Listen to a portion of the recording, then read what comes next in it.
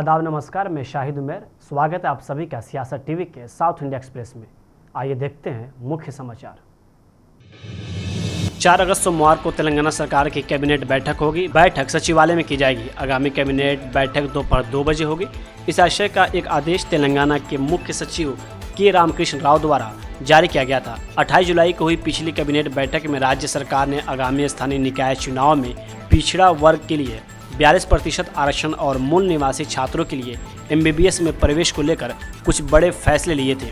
उच्च न्यायालय द्वारा राज्य सरकार और राज्य चुनाव आयोग को 3 महीने के भीतर चुनाव कराने के निर्देश के मद्देनजर तेलंगाना कैबिनेट ने स्थानीय निकाय चुनाव में 42% BC आरक्षण पर विचार विमर्श किया। BRS के कार्यकारी अध्यक्ष KT रामाराव ने तेलंगाना के मुख्यमंत्री A रेवंत रेड्डी पर उनके लगातार दिल्ली दौरे को लेकर तीखा हमला बोला है। एक्स पर KTR ने 1 से 50 तक की संख्याओं की एक श्रृंखला पोस्ट की और टिप्पणी करते हुए कहा कि ये केवल संख्याएं नहीं हैं बल्कि CM की दिल्ली यात्राओं का विवरण है। KTR ने रेवंत रेड्डी का मजाक उड़ाते हुए कहा कि मुख्यमंत्री ने राष्ट्रीय राजधानी की अर्धशतकीय यात्राएं कर ली है। उन्होंने तेलंगाना राज्य के लिए इन दिल्ली यात्राओं के लाभों पर सवाल उठाया। KTR ने अपने पोस्ट में जोर देकर कहा कि अपने 20 महीने के कार्यकाल में रेवंत रेड्डी 50 बार दिल्ली आ चुके हैं। उन्होंने तेलंगाना के लिए खोखले जुमलों के अलावा कुछ हासिल नहीं किया है। जनता सब देख रही है। उन्होंने अपनी आलोचना का अंत करते हुए कहा, राज्य को एक ऐसे मुख्यमंत्री की ज़रूरत है जो शासन करे, न कि एक पर्यटक मुख्यमंत्री जो बार बार दिल्ली आता जाता हो। तेलंगाना के मुख्यमंत्री A रेवंत रेड्डी ने बीजेपी और RSS पर जमकर हमला बोला है। उन्होंने बीजेपी पर निशाना साधते हुए उन्होंने कांग्रेस के कार्यकाल के दौरान काम के साथ साथ बीजेपी पर निशाना साधा और उनकी मंशा पर सवाल उठाया। कांग्रेस नेता और तेलंगाना के मुख्यमंत्री रेवंत रेड्डी ने कहा कि सोनिया गांधी के पास प्रधानमंत्री बनने का मौका था। उन्होंने अर्थशास्त्री मनमोहन सिंह को PM बनाया। उनके पास 2012 में राष्ट्रपति बनने का अवसर था, लेकिन उन्होंने प्रणब मुखर्जी को राष्ट्रपति बनाया। अगर RSS और बीजेपी को समझाने के लिए 4 थप्पड़ भी मारना पड़े तो दिक्कत नहीं। कांग्रेस पार्टी 140 साल पहले 140 करोड़ लोगों की लड़ाई लड़ने के लिए बनी थी। आंध्र प्रदेश में प्रस्तावित बनकर चेरला परियोजना को लेकर दोनों तेलुगु राज्यों के नेताओं के बीच वाक युद्ध जारी है। वहीं TPCC अध्यक्ष महेश कुमार गौड़ ने यह दावा करके विवाद खड़ा कर दिया है कि परियोजना का निर्माण पहले ही हो चुका है, जिसके विभिन्न वर्गों ने तीखी आलोचना की है। उन्होंने ये टिप्पणी संगारेड्डी में जनहित पदयात्रा के दौरान की। सभा को संबोधित करते हुए महेश कुमार गौड़ ने बनका चेरला परियोजना को कथित तौर पर अनुमति देने के लिए पिछली BRS सरकार को दोषी ठहराया। उन्होंने कहा कि BRS सरकार की लापरवाही के कारण ही आंध्र प्रदेश सरकार ने बनकर चेरला परियोजना का निर्माण किया है।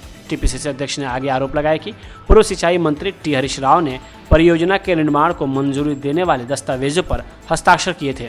उन्होंने कहा कि हम आंध्र प्रदेश को एक बूंद पानी भी नहीं लेने देंगे। हालांकि उनकी टिप्पणी की व्यापक आलोचना हुई। कई लोगों ने सिंचाई क्षेत्र के बारे में कांग्रेस नेतृत्व की समझ पर सवाल उठाए। चंद्रम कुमारी ने X पर पोस्ट किया, कहा कि घोटाला करने वाले नेताओं को तेलंगाना की जरूरतों का कोई अंदाजा नहीं है। पिछले 55 सालों से वे तेलंगाना को नदी जल में उसके वाजिब हिस्से से वंचित रखने के लिए जिम्मेदार हैं। अब वे फिर से तेलंगाना के हितों की रक्षा के बड़े बड़े वादे कर रहे हैं।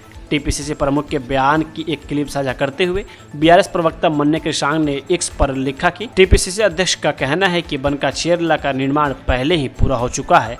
मजाक का प्रदर्शन हो रहा है। आंध्र प्रदेश सरकार ने स्कूल परिसरों को लेकर एक बड़ा निर्देश जारी किया है। राज्य के स्कूल शिक्षा निदेशक विजय राम राजू ने आदेश जारी करते हुए कहा कि स्कूल परिसर में राजनीतिक दलों या संगठनों से संबंधित झंडे, शॉल, बैनर या पोस्टर सहित किसी भी राजनीतिक प्रतीक या सामग्री का प्रदर्शन करना मना है। इसके अलावा उन्होंने कहा कि कोई भी अनजान व्यक्ति बिना अनुमति के स्कूल परिसर में प्रवेश नहीं कर सकता है। अधिकारी ने राज्य के सभी क्षेत्रीय संयुक्त निदेशकों और जिला शिक्षा अधिकारियों को निर्देश दिया है कि अभिभावकों या स्कूल प्रबंधन समिति के सदस्यों के अलावा किसी भी व्यक्ति या समूह को किसी भी परिस्थिति में स्कूल परिसर में प्रवेश की अनुमति नहीं दी जाएगी। उन्होंने कहा कि अगर कोई व्यक्ति बच्चों को कोई योगदान या सामग्री देना चाहता है तो उसे बच्चों से बातचीत किए बिना और कक्षाओं में प्रवेश किए बिना सीधे स्कूल के प्रधानाध्यापक को जमा करना होगा। आदेश में कहा गया है कि कोई भी अनजान व्यक्ति बच्चों के साथ तस्वीरें भी नहीं ले सकता है। निदेशक ने कहा है कि उन्हें जानकारी मिली है कि अनजान व्यक्ति और समूह स्कूल प्रमुख से अनुमति लिए बिना विद्यालय परिसर में प्रवेश कर रहे हैं। उन्होंने कहा, कर्मचारी और छात्रों को किसी भी तरह की शिकायत संबंधित मामलों में सीधे तौर पर किसी बाहरी व्यक्ति या संगठन से संपर्क करने के बजाय सीधे प्रशासनिक कार्यालय में संपर्क करना चाहिए। आज कांग्रेस के अध्यक्ष मल्लिकार्जुन खड़गे ने बीजेपी पर जमकर निशाना साधा। उन्होंने कहा कि बीजेपी शासित राज्यों में अल्पसंख्यकों और दलितों के साथ भेदभाव आम हो गया है। देश का प्रधानमंत्री होते हुए नरेंद्र मोदी समाज को बांटने की बात करते हैं। उन्हें देश की जनता ने संविधान को बचाने के लिए चुना, लेकिन वो संविधान को कुचलने का काम कर रहे हैं। बीजेपी शासित राज्यों में अल्पसंख्यकों को और दलितों के साथ भेदभाव आम होता है। चिकन की बात करते हैं, मुगल की बात करते हैं, मंगलसूत्र की बात करते हैं और समाज को बांटने की बात अगर कोई करता है, इस देश का प्रधानमंत्री हमेशा करता है।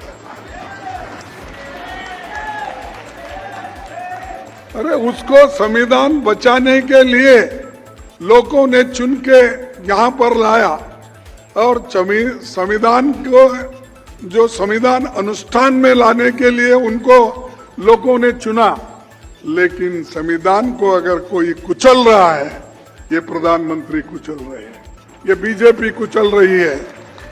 इसीलिए आपकी जरूरत बहुत है।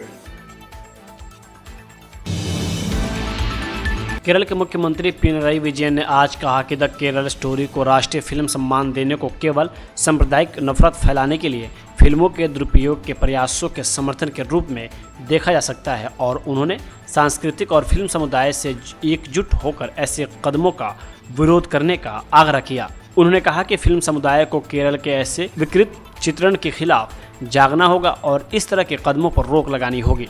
विजयन ने कहा कि यह बेहद दुर्भाग्यपूर्ण है कि एक ऐसी फिल्म को राष्ट्रीय फिल्म पुरस्कार से सम्मानित किया गया जो केरल की धर्मनिरपेक्षता परंपराओं को अपमान करती है और दुनिया के सामने उसे बदनाम करती है। केरल फिल्म नीति सम्मेलन का उद्घाटन करने से पहले उन्होंने कहा कि यह भारतीय सिनेमा की महान सांस्कृतिक विरासत का भी अपमान करता है और यह संदेश देता है कि कला का इस्तेमाल हमारे देश की धर्मनिरपेक्षता को नष्ट करने और उसकी जगह सांप्रदायिकता लाने के लिए किया जाना चाहिए। वही आपको बता दें कि यह फिल्म केरल में महिलाओं के जबरन धर्मांतरण और आतंकवादी समूह इस्लामिक स्टेट द्वारा भर्ती की जाने के चित्रण के कारण विवादों में रही थी। कांग्रेस सांसद रंजीत रंजन ने कहा कि राहुल गांधी का भाषण सिर्फ बिहार के बारे में नहीं बल्कि पूरे देश और संविधान के बारे में था। SIR बिहार, बंगाल और असम और फिर पूरे देश में किया जाएगा। ये लोकतंत्र पर हमला है। महाराष्ट्र में ऐसा हुआ, कोई स्पष्टीकरण नहीं, कोई सबूत नहीं। यह निश्चित। देखिए, राहुल गांधी जी की स्पीच बिहार को ही लेके नहीं थी, पूरे देश को लेकर थी, पूरे देश के संविधान को लेकर थी और संविधान का किस तरह से भाजपा अपमान कर रही है उस पे थी। SIR के माध्यम से आप महाराष्ट्र, हरियाणा, कर्नाटक से शुरू होइए, आप बिहार, फिर बंगाल और असम की बारी है। ये पूरे देश में SIR को करवाएंगे तो ये लोकतंत्र पे आघात है, खतरा है, उस पे आप अटैक कर रहे हैं, लोगों का वोटिंग राइट छीन रहे हैं। उस पे राहुल गांधी जी ने आज बोला, खड़गे साहब जो हमारे राष्ट्रीय अध्यक्ष है उन्होंने भी बोला और हमारा पूरा फोकस, कहते हैं ना, एक बहुत मजबूत स्तंभ लीगल सेल होता है, वकीलों का ग्रुप होता है।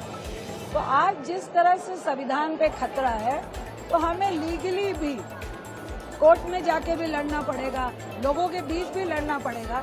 तो आज सारा जो स्पीच का फोकस था संविधान के लिए था, देश के लोकतंत्र के लिए।